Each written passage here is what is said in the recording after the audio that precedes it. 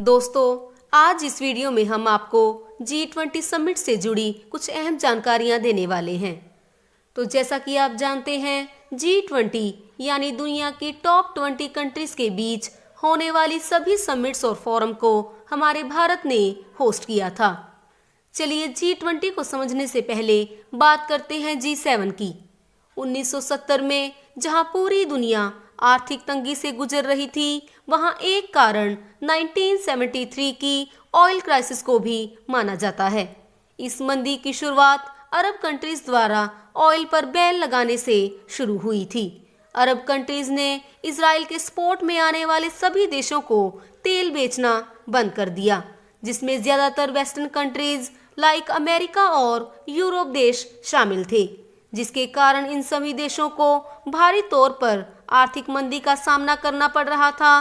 और इसके बाद वेस्टर्न कंट्रीज ने मिलकर इस क्राइसिस पर एक्शन लेने का विचार बनाया और आर्थिक मंदी से जूझ रही कंट्रीज ने साथ बैठकर इकोनॉमिक पॉलिसीज पर काम करना भी शुरू कर दिया, जिसके चलते इन देशों के फाइनेंस मिनिस्टर्स के बीच अमेरिका के व्हाइट हाउस में कुछ इनफॉर्मल मीटिंग की जाती है। 1973 में अमेरिका, फ्रांस, यूके और वेस्टर्न जर्मनी के फाइनेंस मिनिस्टर्स के बीच भी मीटिंग को तय किया गया। लगभग 2 साल के बाद इटली और जापान को भी इन मीटिंग्स में शामिल कर लिया गया और 15 से 17 नवंबर के बीच 1975 में G6 की पहली मीटिंग की गई। आपको बता दें कि इन देशों के बीच होने वाली ये पहली ऑफिशियल मीटिंग थी। इसके बाद 1976 में कनाडा के शामिल होने से G6 का ग्रुप G7 बन जाता है और ये 7 देश अपने समय के डेवलप्ड देशों में शुमार थे, परंतु फिर भी ये सभी देश ऑयल क्राइसिस जैसी प्रॉब्लम से गुजर रहे थे।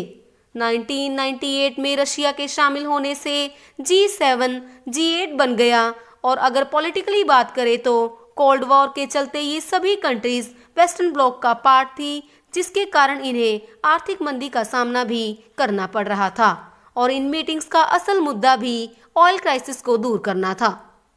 24 मार्च 2014 को रशिया द्वारा क्रीमिया पर कब्जे के कारण रशिया को इस ग्रुप से बाहर निकाल दिया गया और G8 फिर से G7 बन जाता है। अब बात करते हैं G20 की, तो इसकी शुरुआत भी 1997 की एशियन फाइनेंशियल क्राइसिस के कारण ही हुई थी। उस समय साउथ कोरिया, इंडोनेशिया और थाईलैंड जैसे देश ह्यूज फाइनेंशियल क्राइसिस से गुजर रहे थे, जिसका असर हांगकांग, लाओस, मलेशिया, फिलीपींस और कुछ असर चाइना, जापान, सिंगापुर, ताइवान और वियतनाम पर साफ साफ दिखाई दे रहा था।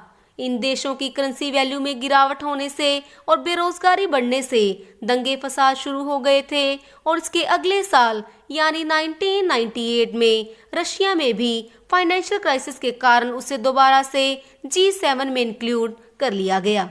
मीटिंग्स में कंट्रीज की इकोनॉमिक सुधार के लिए एक्शन प्लान पर चर्चाएं होने लगी और 26 सितंबर 1999 को G20 की स्थापना की जाती है। इस ग्रुप में डेवलपिंग कंट्रीज को भी शामिल कर लिया जाता है और G20 ग्रुप में शामिल होने का सबसे पहला क्राइटेरिया देशों की इकोनॉमीज को माना जाता है, जिसके बेस पर China, India, Brazil, south Africa और रशिया को इंक्लूड कर लिया जाता है। इसमें G7 की कंट्रीज पहले से ही शामिल थी। इसके बाद रीजनल पावर के बेस पर एशिया से इंडोनेशिया और साउथ कोरिया, साउथ अमेरिका से ब्राजील, नॉर्थ अमेरिका से मैक्सिको, ओशनिया के रीजन से ऑस्ट्रेलिया और मिडल ईस्ट के रीजन से सऊदी अरेबिया और टर्की को शामिल कर लिया गया। आपको बता दें कि G7 कंट्रीज के अलावा यूरोप को रिप्रेजेंट करने के लिए यूरोपियन यूनियन को भी शामिल किया गया था। तो आज के दिन G20 में कुल 19 कंट्रीज और एक यूरोपियन संघ है। तो ये कहा जा सकता है कि G20 में शामिल ये टॉप 20 कंट्रीज पॉलिटिकली, इकोनॉमिकली और पॉपुलेशन वाइज भी सभी देशों से आगे हैं और ये 75% से भी ज़्यादा ट्रेड करती हैं। G20 की स्थापना के पीछे का कारण केवल फाइनेंशियल क्राइसिस को ही दूर करना था और इसी वजह से इन मीटिंग्स में फाइनेंस मिनिस्टर्स और सेंट्रल बैंक गवर्नर्स के बीच मीटिंग को तय किया गया था। लेकिन 2008 में ग्लोबल फाइनेंशियल क्राइसिस की वजह से हो रही परेशानियों से छुटकारा पाने के लिए मीटिंग्स के इन सभी देशों के फाइनेंशियल मिनिस्टर्स और गवर्नर्स के साथ साथ प्रेसिडेंट और प्राइम मिनिस्टर्स को भी इंक्लूड कर लिया जाता है ताकि ग्लोबल फाइनेंशियल मंदी को रोका जा सके। और इसके बाद G20 की पहली ऑफिशियल समिट 2008 में होती है। G20 की पहली बैठक अमेरिका में करवाई जाती है और इस बैठक में तय किया गया था कि ट्रेड बैरियर्स को घटाकर स्पेंडिंग को इंक्रीज किया जाएगा और टोटल $4 ट्रिलियन खर्च किए जाएंगे ताकि सभी देशों की इकोनॉमी में सुधार लाया जा सके। तो ये कहा जा सकता है कि टोटली G20 के ये सारे देश जीडीपी में 85% कंट्रीब्यूट करते हैं। 2008 के बाद G20 की मीटिंग्स हर साल अलग अलग देशों में होती आ रही है और इन मीटिंग्स में उठाए गए मुद्दों पर गहराई से विचार के लिए ट्रोइका सिस्टम का इस्तेमाल किया जाता है। ट्रोइका सिस्टम का मतलब है 3 देशों का एक साथ मिलकर काम करना, जिसमें current G20 president, previous G20 president और अपकमिंग G20 प्रेसिडेंट को इंक्लूड किया जाता है। G20 की पिछली बैठक इंडोनेशिया 2023 की, इंडिया और 2024 की बैठक ब्राजील में होने वाली है। तो ये कहा जा सकता है कि इंडोनेशिया, इंडिया और ब्राजील ट्रोइका सिस्टम कंट्रीज हैं। G20 के 20 मेंबर्स कंट्रीज में हर साल किसी एक मेंबर कंट्री को प्रेसिडेंसी होस्ट करने का मौका दिया जाता है, जिसमें अमेरिका अब तक 2 बार G20 की अध्यक्षता कर चुका है और इस बार G20 की 18th मीटिंग इंडिया में हुई थी। अगर हम बात करें इन मीटिंग्स की तो 2008 में अमेरिका, 2009 में यूके, 10, 11, 12 में कनाडा, फ्रांस और मेक्सिको और इसी तरह 2022 में इंडोनेशिया और 2023 में इंडिया में हुई थी। अब तक ब्राजील, साउथ अफ्रीका में कोई भी G20 समिट नहीं हुई है, लेकिन 2024 में ब्राजील और 2025 में साउथ अफ्रीका में ये मीटिंग्स हो सकती हैं और उसके बाद फिर से ये पैटर्न यूएसए से शुरू हो जाएगा। मेंबर कंट्रीज के अलावा होस्ट कंट्रीज कुछ गेस्ट कंट्रीज को भी इनवाइट कर सकती हैं, जिसमें इंडिया ने कुल 9 देशों को इनवाइट किया था, जिसमें Mauritius, Netherlands, Nigeria, Singapore, Spain, UAE, Bangladesh, Egypt और ओमान देश शामिल हैं।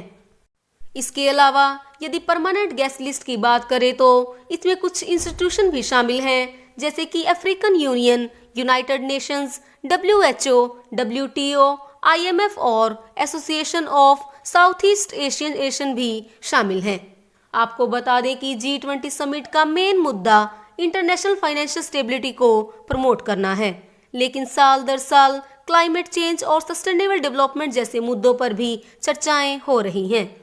पिछले साल मेन समिट 9 से 10 सितंबर को नई दिल्ली के प्रगति मैदान में होस्ट की गई थी, जिसमें चाइना के प्रेसिडेंट जी जिनपिंग ने शामिल होने से मना कर दिया था। इसके अलावा अरेस्ट वारंट जारी होने के कारण रशियन प्रेसिडेंट व्लादिमीर पुतिन भी इस मीटिंग में शामिल नहीं हो पाए थे।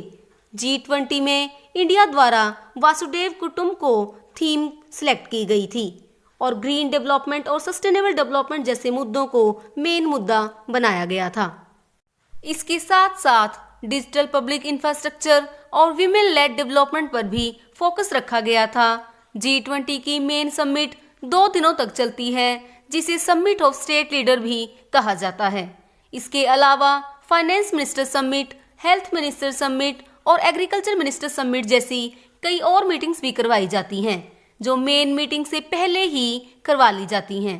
G20 में कुछ और ग्रुप भी शामिल हैं, जैसे कि B20 यानी बिजनेस से related meeting, C20 civil society, W20 women society और T20 जो थिंक टैंक की मीटिंग के लिए करवाई गई थी। 3 से 6 सितंबर के बीच एक शेरपा मीटिंग को भी तय किया गया था, जिसमें G20 लीडर का एक पर्सनल रिप्रेजेंटेटिव होता है जो अपने देश के मुद्दों को सामने रखेगा।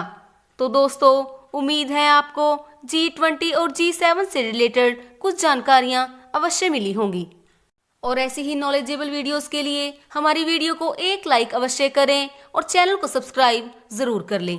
धन्यवाद दोस्तों।